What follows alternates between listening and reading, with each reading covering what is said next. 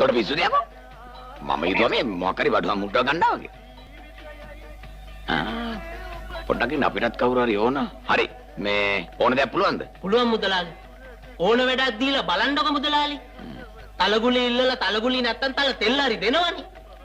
යකෝ මීහරකෝ. යකෝ බඩුවක් කිලෝ හරියට දීපන්. නැත්තම් තොට නෙවෙයි ගහන්නේ. ගහන්නේ මිනිස්සු මට. පඩිය කීයක් විතර දෙනවද?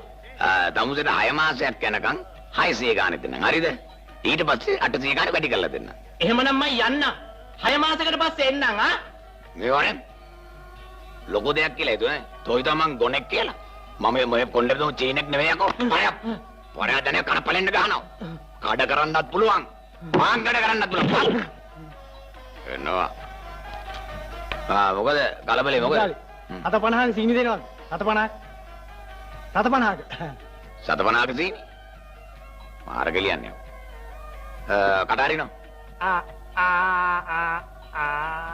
දිව එළියට දාන්න. මරි දැන් 750 ගන්න. මොකද උදල් මේ කරපු අපරාධ? ඇයි අපෝ සීනි 500ක් දෙන්නේ 750ට? පිස්සු තමසට. මොකද මුදලාලි මේක දේව අපරාධයක් නේ. යකෝ අවුරුදු 25ක් තිස්සෙම තොට කොහොම එකක් ඇදලා හිටියද?